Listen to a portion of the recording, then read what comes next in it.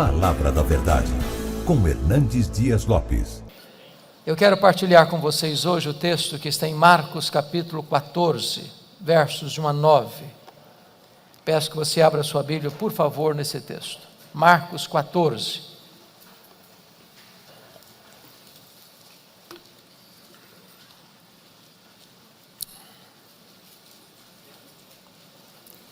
A minha versão é a versão atualizada. E se não for a mesma sua, me acompanhe, por gentileza, em silêncio nesta leitura.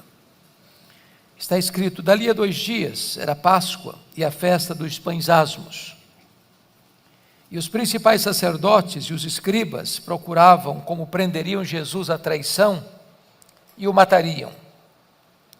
Pois diziam: não durante a festa, para que não haja tumulto entre o povo. Estando Jesus em Betânia, reclinado à mesa, em casa de Simão o leproso, veio uma mulher trazendo um vaso de alabastro com um preciosíssimo perfume de nardo puro. E quebrando o alabastro, derramou o bálsamo sobre a cabeça de Jesus. Indignaram-se alguns entre si e diziam: para que esse desperdício de bálsamo? Porque este perfume poderia ser vendido por mais de 300 denários e dar-se aos pobres. E murmuravam contra ela. Mas Jesus disse: deixai-a, por que a molestais? Ela praticou boa ação para comigo, porque os pobres sempre os tendes convosco, mas a mim, porque os pobres sempre os tendes convosco, e quando quiserdes podeis fazer-lhes bem, mas a mim nem sempre me tendes. Ela fez o que pôde. Ela antecipou-se a ungir-me para a sepultura. Em verdade vos digo, onde for pregado em todo o mundo o Evangelho, será também contado o que ela fez, para a memória sua. Amém. Meus irmãos, o contexto desta passagem está meridianamente claro. Trata-se de 2 dias antes da Páscoa. A Páscoa era a maior festa de Israel. A Páscoa era a alegria dos judeus e o terror dos romanos. Isso porque na Páscoa a população de Jerusalém quintuplicava e os romanos tinham preocupação com motins e rebeliões. Tanto é fato que na festa da Páscoa todo o aparato militar do governo de Roma, estabelecido em Israel, que ficava em Cesareia Marítima, se transferia para Jerusalém. Até mesmo o tetrarca da Galileia, Herodes Antipas, mudava o seu gabinete com todo o seu aparato para Jerusalém na festa da Páscoa. Diz a Bíblia que 2 dias antes, os principais sacerdotes e os escribas, mancomunados, conluiados, tramaram a prisão de Jesus, a traição, para matá-lo depois da festa, quando o povo já tivesse ido embora, longe dos holofotes. Mas, curiosamente, Mateus 26, texto paralelo deste, é Jesus quem diz para os seus discípulos, 2 dias antes da Páscoa, que ele estava para ser entregue nas mãos dos principais sacerdotes e escribas, para ser crucificado, para ressuscitar ao 3º dia. E aí você conclui que quando os homens poderosos orquestram, maquinam e pensam que estão no controle da situação, eles estão apenas cumprindo uma agenda já estabelecida por Deus. É o trono de Deus que governa, é a vontade soberana de Deus que prevalece. Mas é curioso que enquanto os principais sacerdotes e escribas, ou seja, a liderança maior da religião judaica, tramava a prisão e a morte de Jesus, bem perto dali, 10 quilômetros, na aldeia de Betânia, uma família preparava uma festa para Jesus, um banquete para Jesus. E isso é muito curioso, porque Jesus ainda hoje desperta sentimentos tão diversos, tão diferentes. Ele é amado por uns e odiado por outros. Ele é adorado por uns e rejeitado por outros. Ele é recebido por uns e abandonado por outros. Ainda hoje Jesus é amado. E uma razão disso é que você e eu estamos aqui. Nós viemos aqui porque amamos a Jesus. Nós viemos aqui porque queremos adorar a Jesus. Mas ainda hoje Jesus é odiado. Muito odiado. E por que as pessoas odeiam Jesus hoje? É porque ele está vivo. Se ele estivesse morto, ele não seria mais odiado. Quem odeia hoje os faraós do Egito? Quem odeia hoje os Césares de Roma? Mas porque Jesus está vivo, ele é odiado por tantos, mas bendito seja Deus, é amado por todos nós. Esse jantar que prepararam para Jesus em Betânia, aconteceu na casa de um homem chamado Simão. A Bíblia não fala do sobrenome dele ou da família dele, mas adjetiva-o, dando-lhe um epíteto, dando-lhe uma marca. Simão, o leproso. A pergunta que vale a pena fazer agora é: esse homem ainda era leproso? E a resposta inequívoca é que não, ele não podia ser leproso. Porque se fosse leproso, ele não podia ficar na sua casa, muito menos receber alguém na sua casa. Mas se esse homem não era mais leproso, por que o evangelista não relata que o jantar aconteceu na casa de Simão, o ex-leproso, mas na casa de Simão, o leproso? Certamente para nos alertar sobre um grande perigo ainda hoje, o perigo de rotular as pessoas, o perigo de carimbar gente, o perigo de colocar uma tatuagem existencial nas pessoas, porque rótulos ficam, mesmo quando eles não são mais necessários. O doente está curado, o viciado está lúcido, o perdido foi encontrado, o pecador foi salvo. Então, não rotule gente, não carimbe gente. Mas também é curioso que nesse jantar é uma mulher que se destaca. Esse texto é tão importante que ele é repetido nos 4 evangelhos: Mateus 26, Lucas 22, Marcos 14 e João 12. Nos chamados evangelhos sinóticos, Mateus, Marcos e Lucas, essa mulher é incógnita. Nós não sabemos quem é ela, o nome dela não aparece. Entretanto, em João capítulo 12, o nome dessa mulher é Maria. É Maria, irmã de Marta e Lázaro. E esta mulher tem uma das mais lindas biografias da Bíblia, porque ela só aparece 3 vezes nos evangelhos. E nas 3 vezes que ela aparece no evangelho, ela está aos pés de Jesus. A primeira feita é em Lucas 10. Ela está aos pés de Jesus para aprender. Marta, preocupada com os afazeres da casa, corria de um lado para o outro, e até censurou Jesus pelo fato de permitir que ela ficasse sentada aos pés dele, enquanto Marta corria para lá e para cá. E Jesus disse: Marta, Marta, andas inquietas, ansiosa por muitas coisas. Só uma coisa é necessário. Maria escolheu a boa parte e esta não lhe será tirada. O melhor lugar para você se assentar, para aprender, a maior e melhor academia do mundo, é aos pés do Senhor Jesus. Aí está a fonte do verdadeiro saber, do verdadeiro conhecimento. A segunda vez que essa mulher aparece na Bíblia é lá em João 11. E novamente ela está aos pés de Jesus para chorar a dor do luto, as angústias da alma, os gemidos do coração, a dor da saudade, porque seu irmão estava morto e sepultado há 4 dias. E eu posso lhes garantir que o lugar mais importante para você encontrar refrigério, conforto, consolo para a sua vida é assentar-se aos pés do Senhor Jesus. Esta é a maior fonte de consolo que podemos encontrar neste mundo. Mas a última vez que essa mulher aparece na Bíblia é nesse texto, e nos seus correlatos.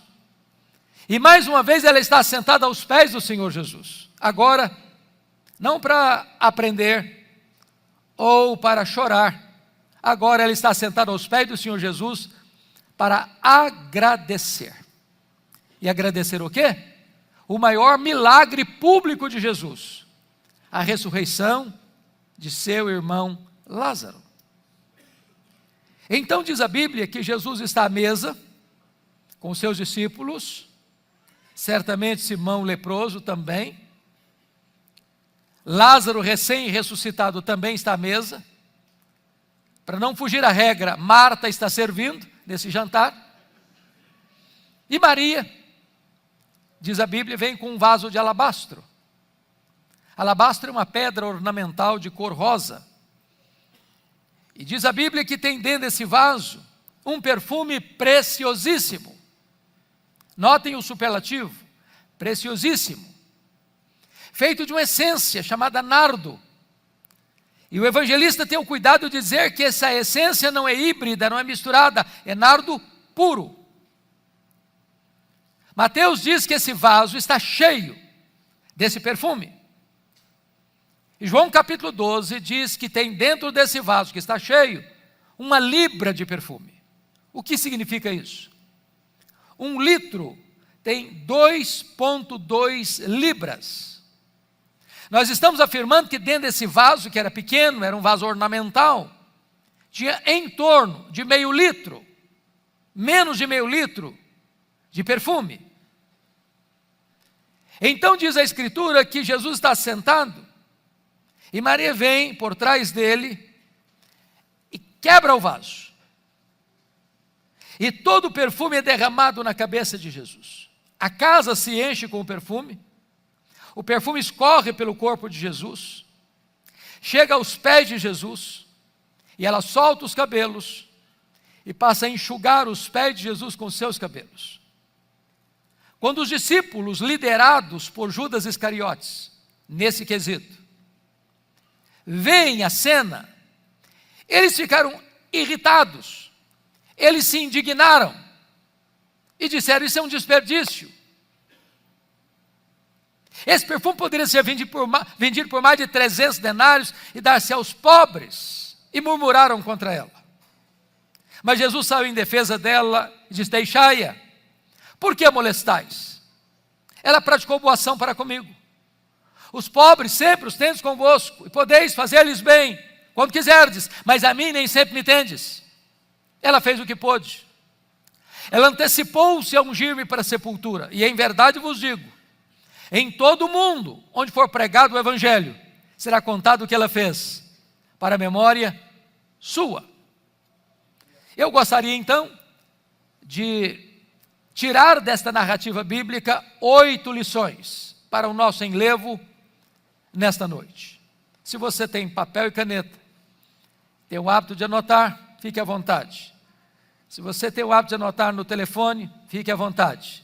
Se você não tem nenhum dos dois, então fique antenado com a sua memória, porque eu já aprendi há muito tempo que o papel mais amarelo e a tinta mais fraca é mais fiel do que a memória mais prodigiosa.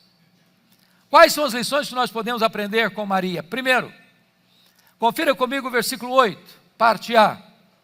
Ela fez o que pôde. Você pode repetir comigo? Ela fez o que pôde. Sempre que eu leio isto, eu pergunto a mim mesmo: meu Deus, e eu? Estou fazendo para Jesus o que eu posso? Tudo o que eu posso? Porque às vezes nós fazemos, mas fazemos relaxadamente. Às vezes nós fazemos, mas não fazemos tudo o que podemos. Às vezes nós fazemos, mas não fazemos com a motivação certa. Maria fez o que pôde. Me permita ilustrar isso. No dia 23 de setembro de 1723, na Alemanha, começa um movimento de oração liderado por Ludwig van Zinzendorf, que ficou conhecido como o movimento dos moravianos. E eles começaram ali uma reunião de oração que durou literalmente 100 anos, ininterruptamente, produzindo um movimento de avivamento e expansão missionária. Os moravianos eram muito pobres naquele tempo, mas cada 19 moravianos sustentavam um missionário fora da Alemanha. Alguns deles, sendo muito pobres, não tendo dinheiro para investir na obra missionária, se vendiam como escravos, para comprar a passagem de ida para os povos mais longínquos, para ficar lá o resto da sua vida, levando a esses povos a esperança do Evangelho. Quando eu escuto um relato desse, eu pergunto para mim, meu Deus, e eu? Estou fazendo o que eu posso? Tudo o que eu posso para Jesus? Maria fez o que pôde. Segunda lição que eu aprendo com Maria. Veja comigo o verso de número 3.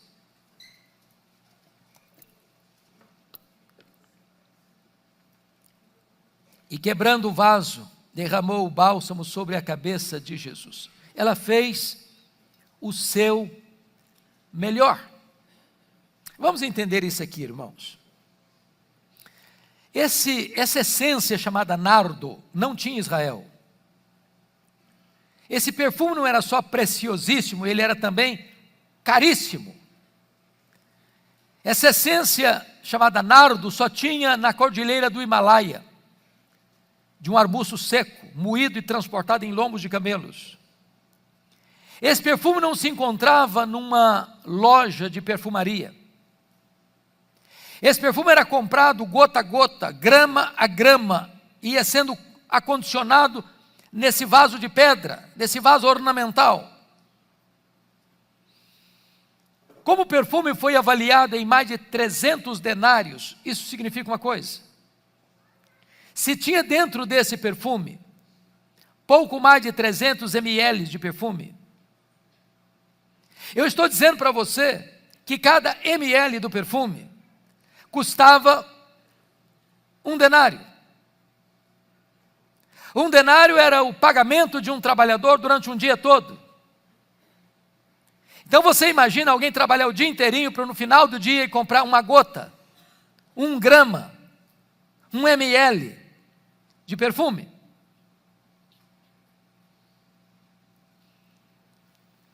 Eu sei que vocês e eu, nós gostamos de um bom perfume.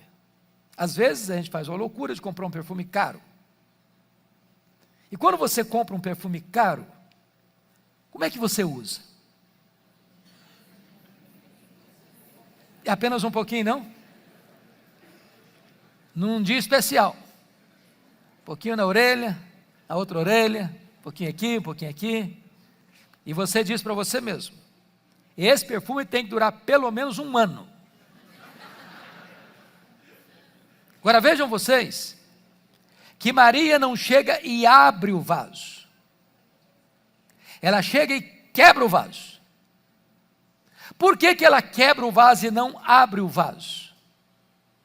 Porque ela está dizendo, tudo que eu tenho, e o melhor do que eu tenho, eu quero colocar tudo a serviço de Jesus. Eu quero fazer para Ele o meu melhor.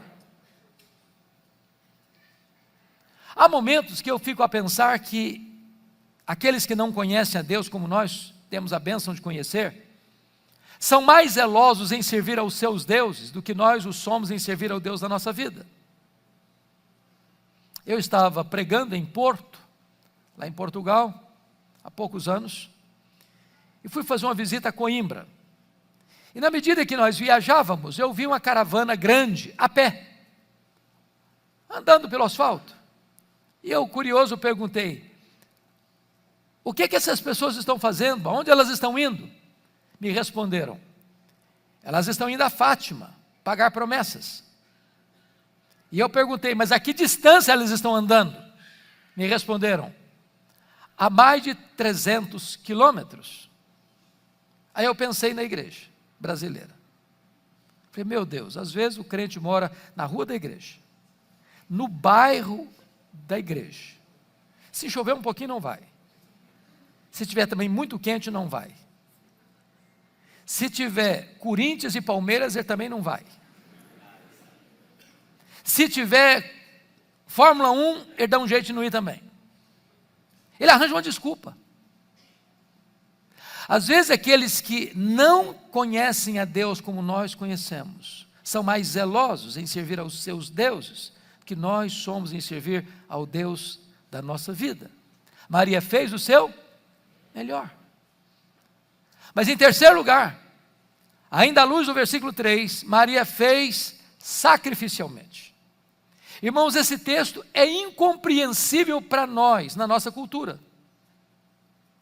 Nem você nem eu fazemos isso, e eu acho que nem você nem eu jamais conhecemos alguém que fez isso. Eu estou falando que essa mulher gastou 1 ano de economia, 1 ano, para comprar um frasco de perfume. Quem é a pessoa que em sã consciência hoje trabalha 1 ano para comprar um frasco de perfume?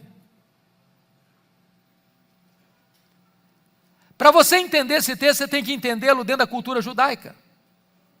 Quando a menina fazia a transição de menina para moça, que é tão rápido, ela já começava a usar as suas economias para comprar esse perfume, gota a gota, grama a grama, e acondicionando nesse vaso de pedra para o dia mais sonhado, esperado, desejado da sua vida, o dia do seu casamento, o dia das suas núpcias. Maria não deu a sobra, Maria não deu o resto, Maria não deu o que não servia para ela, ou que não tinha importância para ela, ela deu sacrificialmente, generosamente. Eu pergunto a você nesta noite, o que é que você tem feito para Jesus que possa receber o selo de sacrificial?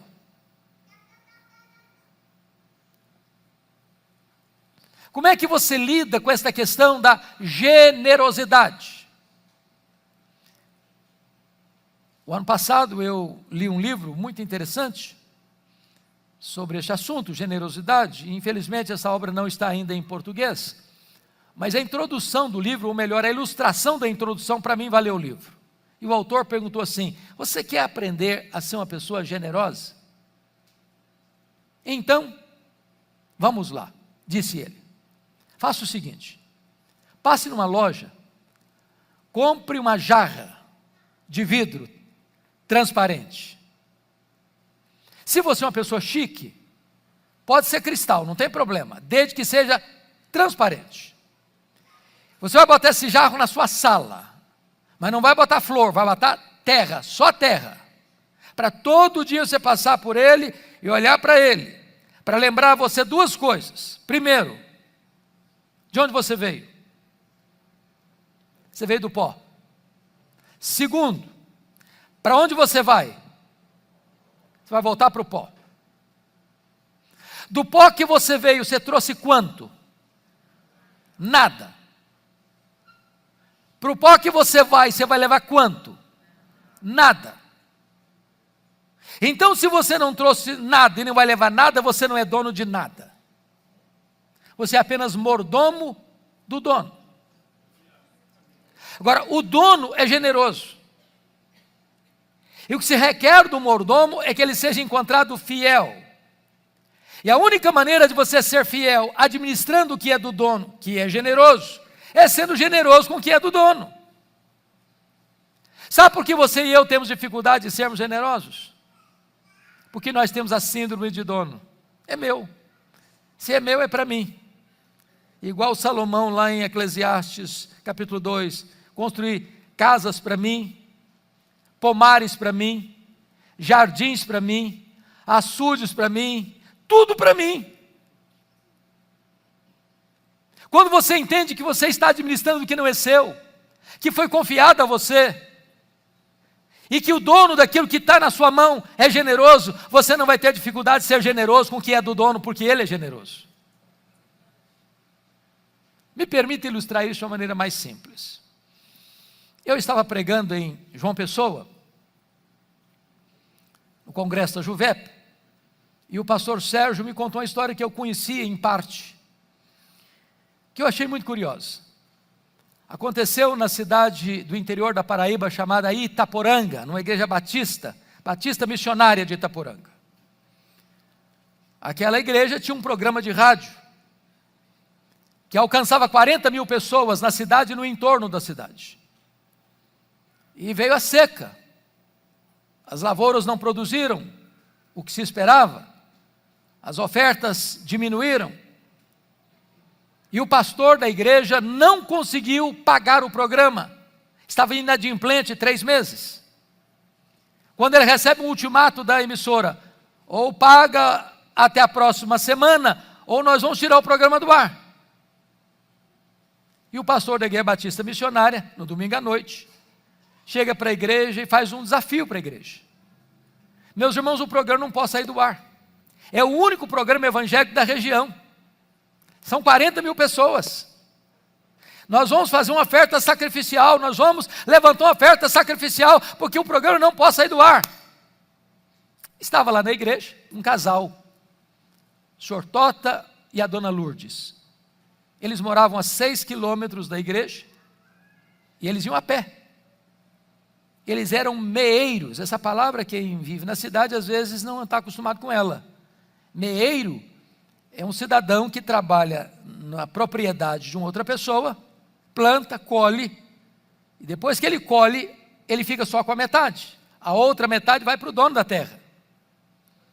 Então, retornando para casa, a dona Lourdes e o senhor Tota, eles foram conversando na estrada. A Lourdes disse: "Senhor Tota, você viu o apelo do pastor? Nós temos que ajudar." Tota disse: "Mas Lourdes, lá em casa não tem dinheiro, não tem um centavo lá em casa." "Não, mas nós temos que ajudar." "Mas não dá como, Lourdes, não tem dinheiro." "Não, mas você viu que o apelo do pastor é para fazer uma oferta sacrificial." "Pois é, mas não tem dinheiro." Notinha de rodapé: as mulheres são mais generosas do que os homens. Lá, quase chegando em casa, a Lourdes disse: "Senhor Tota, dinheiro de fato nós não temos não. Mas nós temos um terreiro cheio de galinhas. E tem um galo grande, pesa mais, vale mais. Vamos dar o galo." "Ah, tá bom, Lourdes, você quer? Então tá bom, vamos dar o galo." Segunda-feira de manhã, a Lourdes pega o galo, bota debaixo do braço, 6 quilômetros a pé para a cidade. Chegou na casa do pastor, bateu a porta, ele abriu. Ela disse: "Ô pastor, eu vim fazer e trazer a minha oferta sacrificial. O melhor que nós temos lá em casa é esse galo. Eu vim trazer o galo para ajudar no programa." O pastor agradeceu, fechou a porta, deu um sorriso amarelo e pensou: "Meu Deus, o que é que eu vou fazer com esse galo? Ele é tão velho que nem uma sopa dá." Ele pensou: "Bom, vou fazer uma rifa." Não, rifa não combina com crente. Pensou. Falei: "Vou botar na internet." Botou na internet. Domingo de manhã, domingo seguinte, pastor Jeremias Pereira, lá da 8ª Presbiteriana de Belo Horizonte, abriu a caixa de e-mail, está lá a história da mulher do galo. O coração dele foi tocado. Chegou domingo na igreja de manhã, falou: "Meus irmãos, tem uma igreja batista missionária em Itaporanga, que está com um programa de rádio na iminência de ser interrompido, porque não estão conseguindo pagar. Nós vamos levantar agora uma oferta para ajudar aqueles irmãos." Levantaram a oferta, deu o correspondente a 2 anos de programa. O pastor ligou, falou: "Fique tranquilo, pastor, que daqui, durante 2 anos o programa está garantido." Louvado seja Deus. Aí o pastor Jeremias está pregando lá em Toronto, no Canadá, uma igreja de um colega meu. Contou a história da mulher do galo. Levantou um irmão e disse: "Eu quero saber se a dona Luz está precisando de alguma coisa." "Ah, ela está precisando sim. Ela tem uma casinha muito humilde, tem energia, mas não tem geladeira. Não tem um fogão próprio para beber uma aguinha gelada no escaldante calor do sertão." Falei: "Então vou mandar o dinheiro para comprar geladeira, para comprar fogão, que ela precisar." Aí o próprio pastor Jeremias está pregando numa igreja em Nova York, contou a história da mulher do galo. Levantou empresário e disse o seguinte: "Eu quero saber essa terra. A dona Lourdes é meieira?" Não, vamos comprar terra para ela. Vamos comprar terra, vamos passar a escritura no nome dela. Ela vai ser proprietária da terra. Comprar a terra, passar a escritura no nome da dona Lourdes. Aí ele está pregando uma outra igreja, contou a história da mulher do galo. Levantou o engenheiro e disse: "Eu quero saber se essa terra produz." Engenheiro agrônomo: "Vamos mandar os técnicos lá, vamos cavar poços artesianos, vamos irrigar essa terra para que ela produza bastante." E assim fizeram. Está pregando uma outra igreja, contou a história da mulher do galo. Levantou, irmãos: "Eu quero saber se a casa da dona Lourdes, como é que é?" "Não, a casinha é muito simples mesmo." "Não, então joga tudo abaixo, vamos construir uma casa grande, vamos construir uma casa bonita, vamos mobiliar a casa, vamos dar tudo novo para ela." Um repórter da Christianity Today escuta essa história da mulher do galo em Nova York. Pega um avião, desce em João Pessoa, pega um carro, vai em Itaporanga, faz uma entrevista com a dona Lourdes e o seu Tota. E essa história percorre o mundo inteiro. Porque uma mulher, um homem, um casal tão pobre, fez uma oferta sacrificial. Eles não fizeram barganhas com Deus. Mas Deus não fica em dívida com ninguém. A alma generosa prosperará. Maria fez sacrificialmente. Quarta lição aprendida com Maria. Confira comigo os versos 4 a 6. Maria fez, apesar das críticas. Meus irmãos, eu sou pastor há 41 anos. E certamente vocês sabem disso. Eu nunca vi alguém fazer algo relevante para o reino de Deus sem enfrentar críticas. Quem tem medo de críticas não serve a Deus. Quem tem medo de críticas está mais interessado no aplauso dos homens do que na aprovação de Deus. Maria enfrentou 3 críticas. Veja comigo o versículo 4. Indignaram-se alguns entre si e diziam: para que este desperdício de bálsamo? Quem são esses alguns aqui? Os discípulos, que deveriam estar felizes com ela, e imitando o exemplo dela, estão irritados com ela. Mas notem que eles não estão irritados por aquilo que ela está fazendo, mas para quem ela está fazendo. Se é para os pobres, tudo bem, mas para Jesus, não, isso é exagero, isso é desperdício.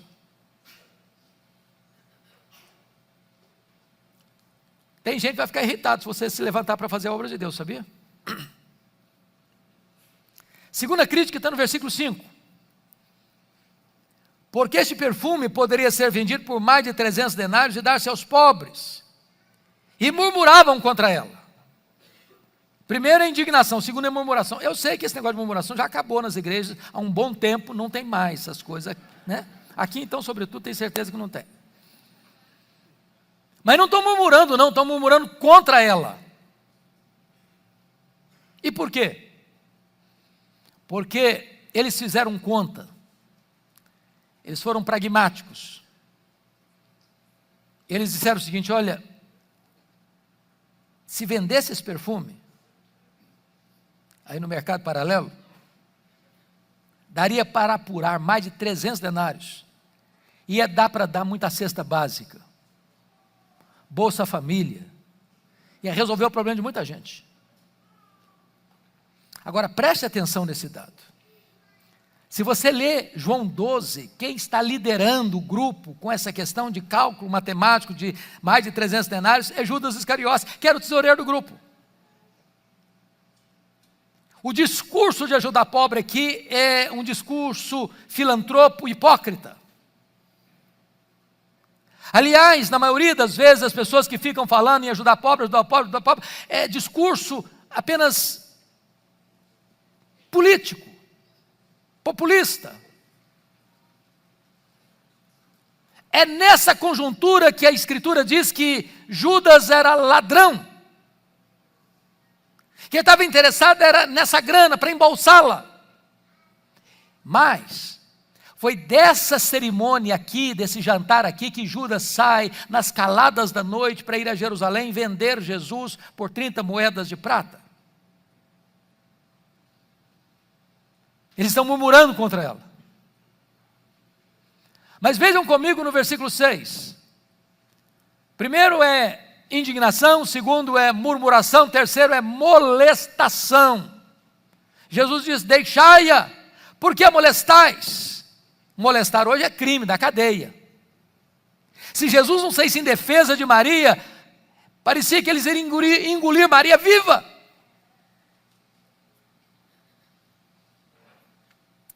E Jesus disse: deixai-a, ela praticou boa ação para comigo. Então, se você está fazendo a obra de Deus e alguém está indignado, se você está fazendo a obra de Deus e alguém está murmurando, se você está fazendo a obra de Deus e alguém está molestando você, meu irmão, continue fazendo a obra de Deus. Você não está fazendo para homens, você está fazendo para Deus. Em outras palavras, não seja um crente hipersensível. Você conhece crente hipersensível? Porcelana, cristal, qualquer coisinha trinca, se milindra. Ah, pastor, eu já quis fazer alguma coisa na igreja, mas me criticaram, eu também me decepcionei, agora não faço mais nada. Agora, no máximo que eu vou, eu sento lá, quietinho, discreto, não quero fazer mais nada.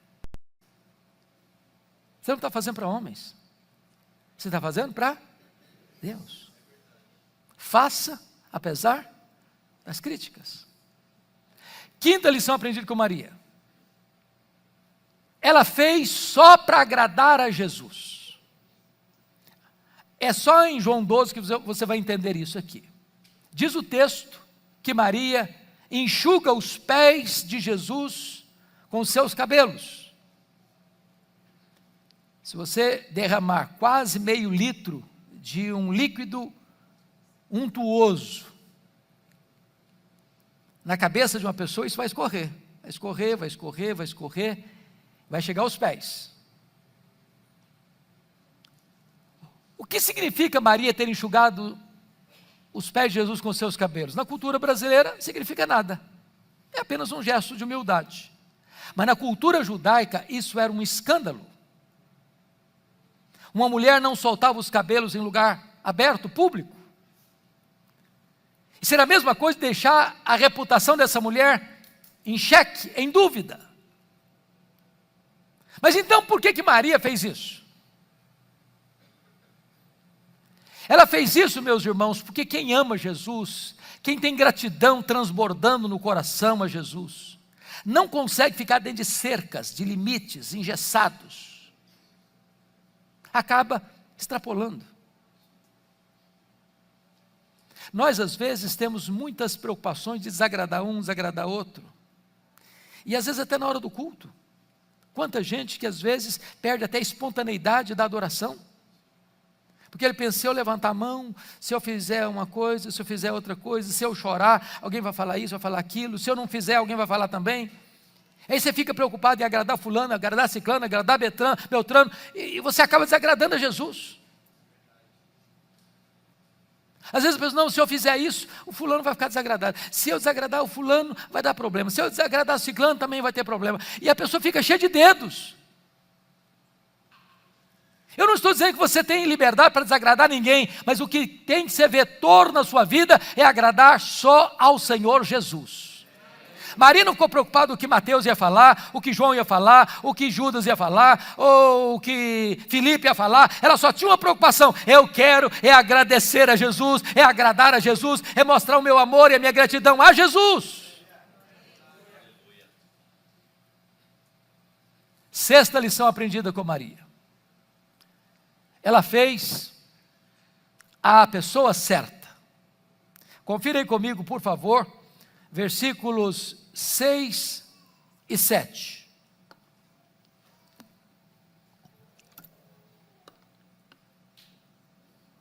Lá no finalzinho, Jesus diz assim: deixai-a, por que a molestais?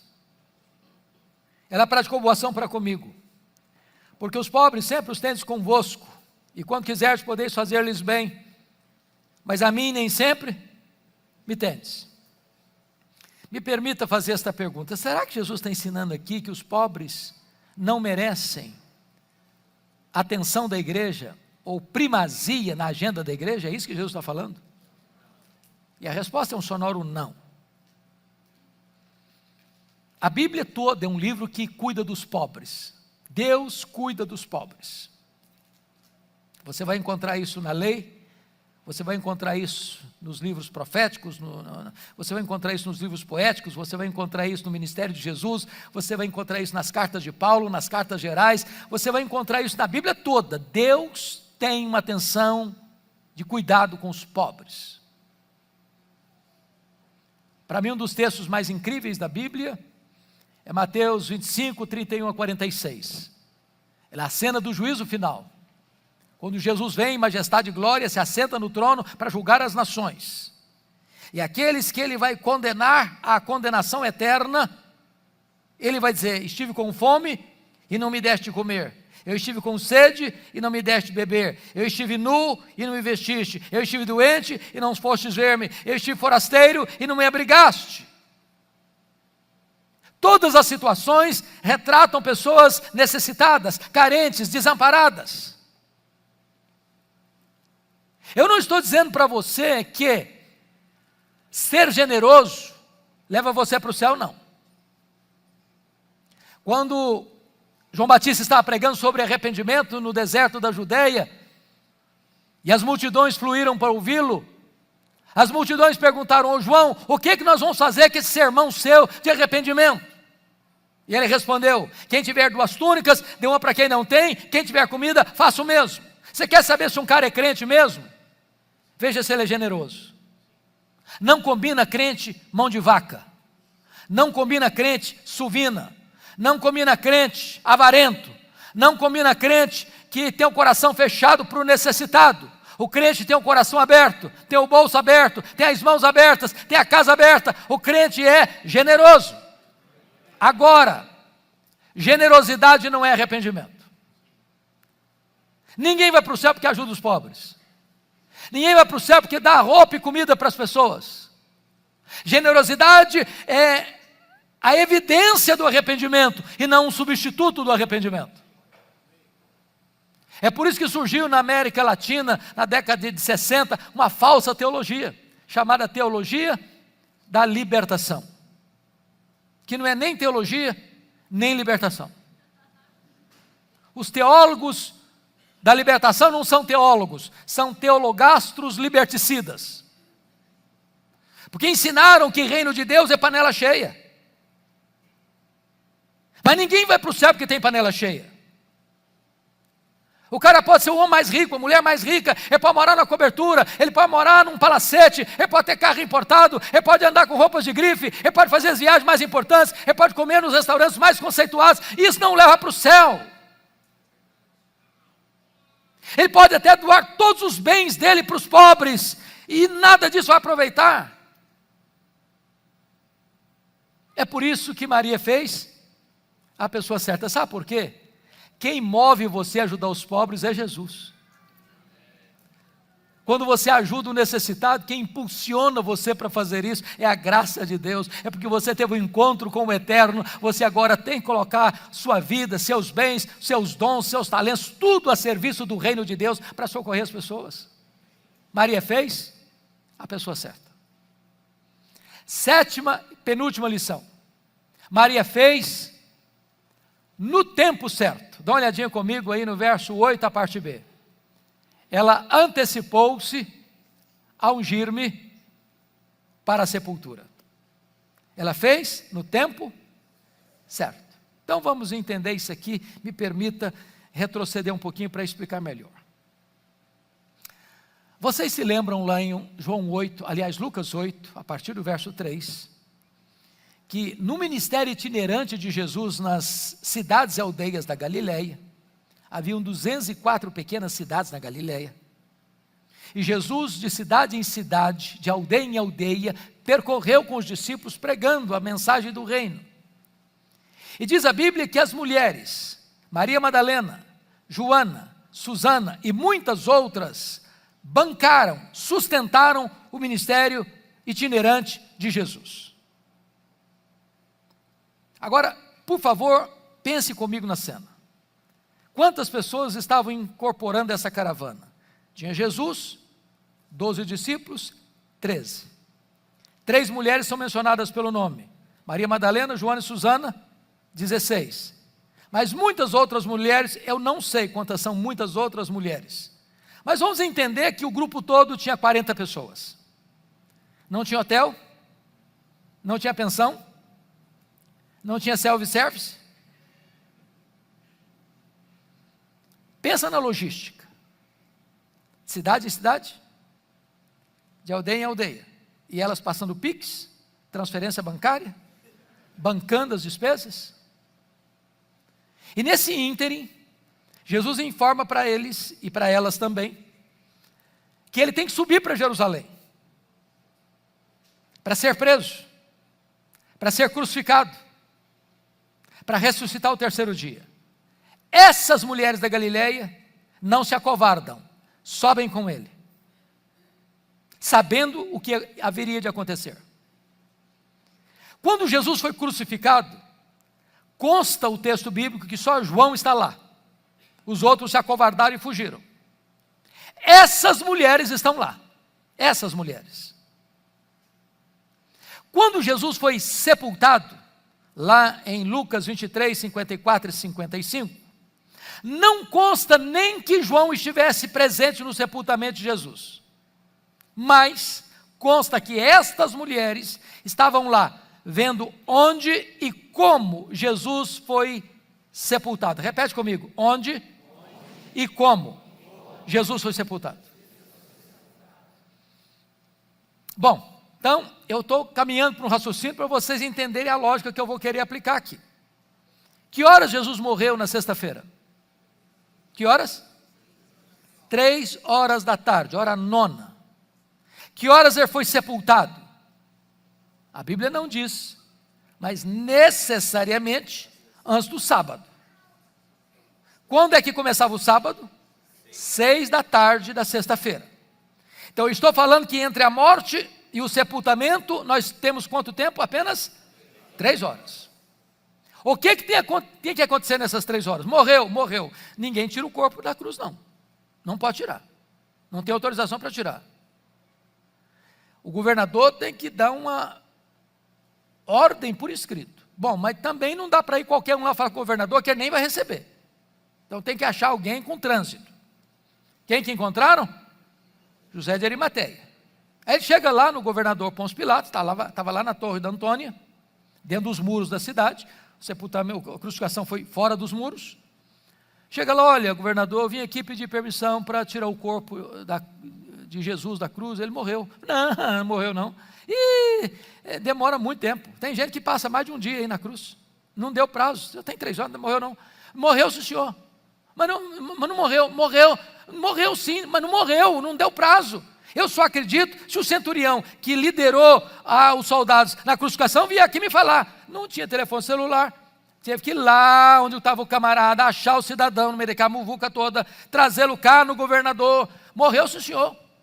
Morreu. O governador precisa fazer um documento. Tem que voltar lá. Tem que tirar o corpo. Tem que lavar o corpo. Tem que ir lá no mercado comprar perfume. Tem que comprar lençóis.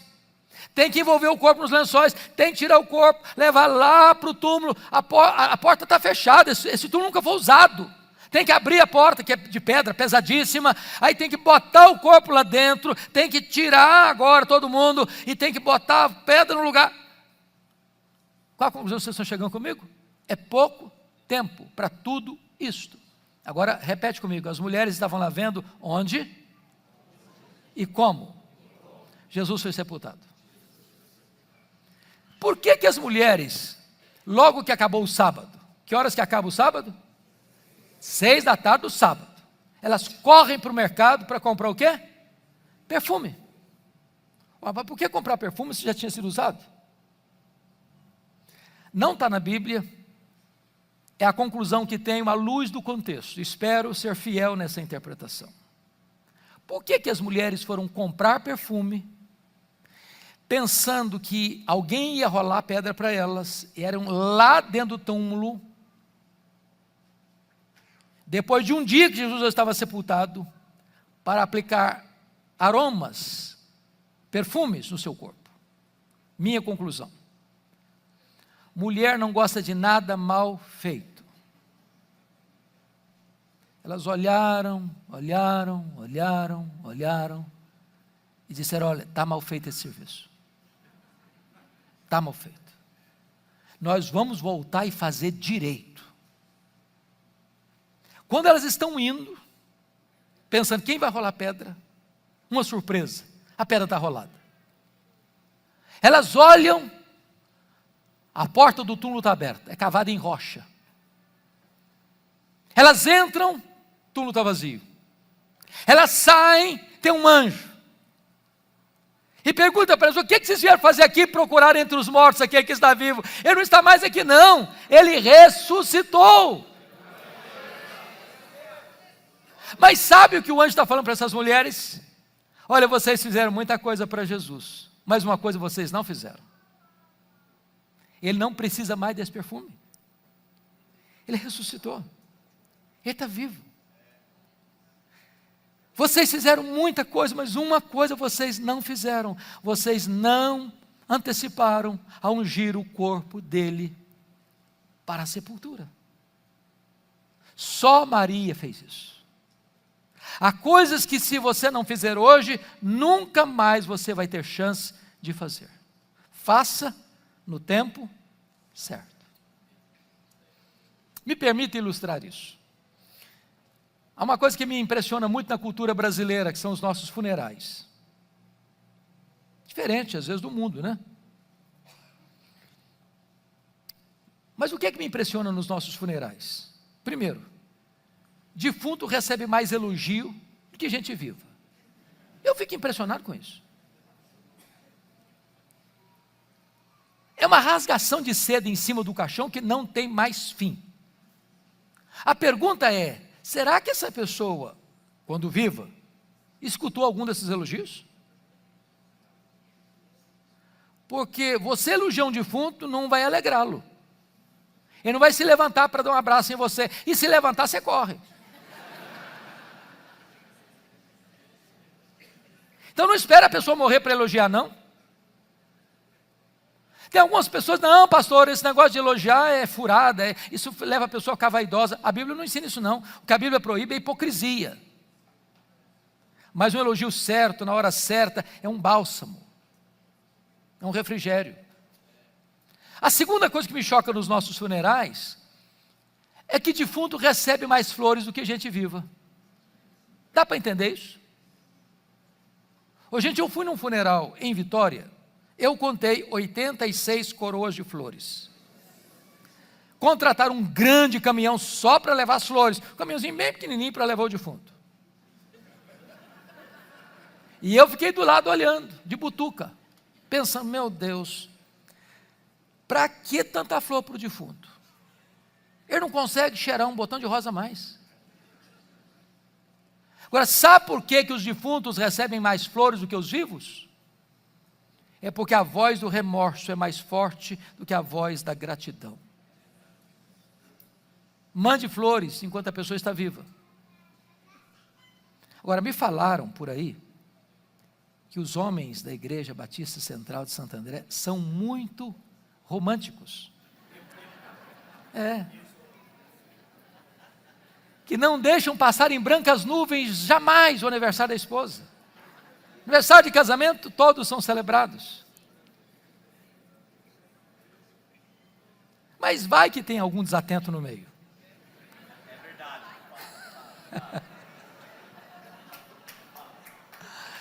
Vai que tem.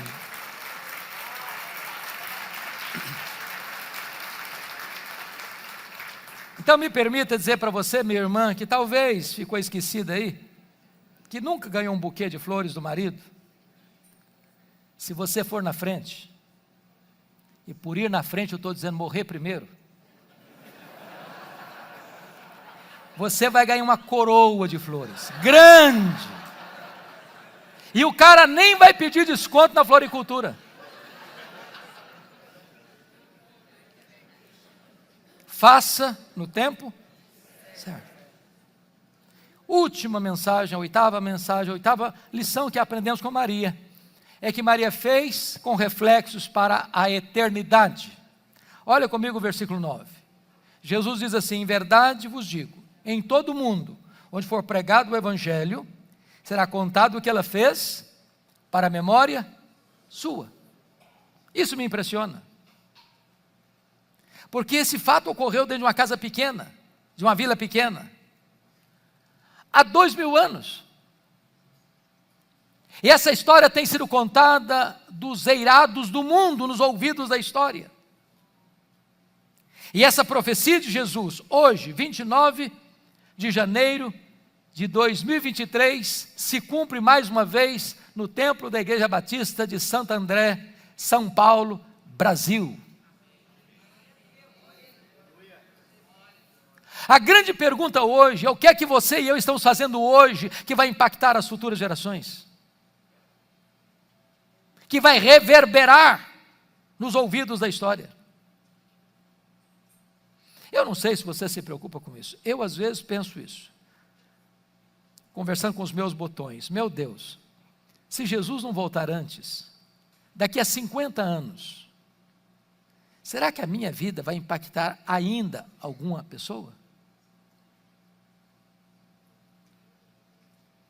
Nós vivemos uma geração hedonista, narcisista, que olha para o umbigo, preocupada só com ela mesma. Nós não estamos investindo nas futuras gerações. E eu quero terminar essa meditação com vocês, trazendo à memória duas ilustrações, uma tirada da Bíblia, outra da missiologia. A da Bíblia, uma mensagem negativa, a da missiologia é positiva. Primeiramente, vamos ver o exemplo da Bíblia. Eu vou lembrar a vocês de um homem que vocês todos já ouviram falar nele, conhecem tanto, o rei Ezequias, filho de Acás, que começou a governar em Jerusalém com 25 anos, reinou 29 anos, morreu com 54 anos. Ele foi um homem piedoso, ele fez reformas, experimentou um reavivamento em Jerusalém. Mas esse homem, aos 39 anos de idade, enfrenta um gravíssimo problema, aliás, dois problemas. Foi no governo dele que a Síria, em 722, tomou Samaria, as 10 tribos do norte. E agora, esse mesmo poderoso império cerca Jerusalém e ordena a Ezequias a se render, de forma afrontosa, dizendo: olha, Deus nenhum liberta você das minhas mãos. E Ezequias orou, e Deus escalou um anjo, que matou 185 mil soldados assírios ao redor de Jerusalém, e Deus libertou Jerusalém do poder da Síria. Mas esse homem tinha um segundo problema, agora não era militar, agora era um problema de saúde, ele tinha uma úlcera, e ele tinha dinheiro, mas nenhum médico resolveu o problema dele, nenhum remédio. E Deus manda o profeta Isaías à casa dele com uma ordem: põe em ordem a tua casa, porque morrerás e não viverás. 39 anos, no auge do seu vigor, da sua saúde, da sua inteligência, do seu governo. Sobrou para ele apenas uma parede, e para a parede ele se voltou, e chorou fervorosamente, e orou abundantemente, e Deus ouviu rapidamente. E o profeta não tinha saído de Jerusalém ainda, quando Deus disse: volta lá, Isaías, e diz a Ezequias, príncipe do meu povo, que eu ouvi a sua oração, eu ouvi as suas lágrimas, eu o curarei da sua enfermidade, lhe darei mais 15 anos, e libertarei Jerusalém do poder da Síria. Um grande milagre. Esse milagre reverberou para longe de Israel, chegou lá num novo império que surgiu, o Império Babilônico. E o rei da Babilônia mandou uma comitiva diplomática em Jerusalém com presentes e cartas, homenageando, parabenizando o rei Ezequias. Sabe o que ele fez? Recebeu a comitiva, abriu os seus tesouros, abriu os seus palácios e mostrou quão rico ele era, quão poderoso ele era, quão grande ele era, quão magnífico ele era, e não deu uma palavra sequer de exaltação a Deus. Aquilo foi mal aos olhos do Senhor. Então, Isaías volta ao palácio, da parte de Deus, e disse: você recebeu uma comitiva aí? Ah, sim, recebi, sim, senhor. De onde era? Ah, de muito longe, lá da Babilônia. O que você fez? Ah, eu abri meus tesouros, meus palácios, abri tudo, mostrei quão grande eu era, quão rico eu era, quão poderoso eu era. Aí o profeta disse: então escuta a palavra do Senhor agora. Essa Babilônia virá, e vai saquear tudo, e vai tomar tudo, e vai rapinar tudo, e vai espoliar tudo, não vai ficar nada. E tem mais: dos filhos que tu gerares, serão levados e feitos escravos. E tem mais: eles serão feitos eunucos. Sabe o que significa isso? Eles vão ser castrados, e não vão poder gerar. Você quer coisa pior que essa? Sabe qual foi a resposta do rei para o profeta? Boa é essa palavra. Não, você não entendeu o que eu falei. Você não entendeu. Eu estou falando que a Babilônia vai tomar tudo, que vai rapinar tudo, que vai levar tudo, que os filhos vão ser escravos, que os filhos vão ser castrados. E você é maluco, você é louco. Que negócio é esse? Que boa essa palavra? E diz o texto que ele pensou assim: boa essa palavra, porque pelo menos eu terei paz nos meus dias. Trocando em miúdo, sabe o que ele está dizendo? Quando isso acontecer, eu já bati as botas. Quando isso acontecer, eu já não estou mais aqui para contar a história. Sabe o que ele está dizendo, trocando em miúdos? Desculpem da expressão, ele está dizendo o seguinte: o que eu me importo é comigo, que se danem as futuras gerações, eu não estou nem aí, eu só me importo comigo. É lamentável, lamentável. Irmãos, a igreja de Deus precisa se preocupar com as futuras gerações. Precisamos nos preocupar com os nossos filhos, com os nossos netos, com os nossos bisnetos. Eu não sei se vocês percebem isso, parece que nós estamos vivendo uma geração hoje em que os avós foram mais crentes que os nossos pais foram mais crentes do que nós parece que estamos sendo mais crentes que os nossos filhos, e que Deus tem misericórdia de nós, porque as outras gerações podem se afastar do Senhor. Passa 3 gerações para uma igreja se perder, irmãos.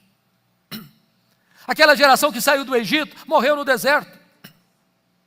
A geração que nasceu no deserto, entrou na terra prometida. Diz a Bíblia que a geração que nasceu na terra prometida, não conhecia mais o Senhor.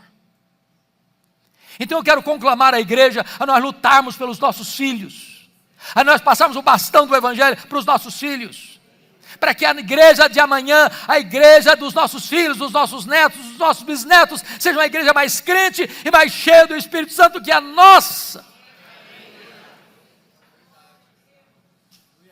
O segundo exemplo é positivo.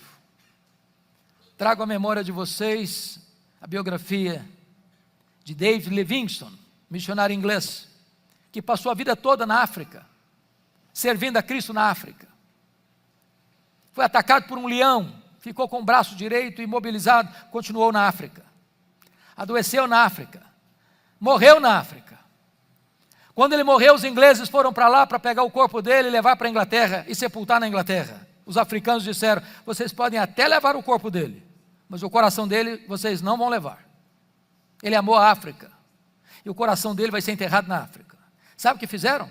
Abriram o peito dele, arrancaram o coração dele e sepultaram o coração dele na África. Quando você vai a Malawi, lá tem uma catedral de chão batido, com a placa de bronze na parede, para a glória de Deus e em memória de David Livingstone. O corpo dele foi levado para Londres, foi sepultado na abadia de Westminster, onde estão sepultados os reis e os nobres da Inglaterra. O túmulo mais visitado lá não é dos reis nem dos nobres, é de David Livingstone. E tem uma placa de bronze na parede escrito: para a glória de Deus e em memória de David Livingstone. A minha oração, irmãos, é que você e eu vivamos de tal maneira que isso traga glória para Deus e perpetue o testemunho nosso para as futuras gerações. Que nós possamos imitar essa mulher que vive aos pés de Jesus, fazendo o que pôde, fazendo o seu melhor, fazendo de forma sacrificial, fazendo apesar das críticas, fazendo só para agradar a Jesus, fazendo a pessoa certa, no tempo certo, com reflexos para a eternidade. Que Deus nos ajude. Amém.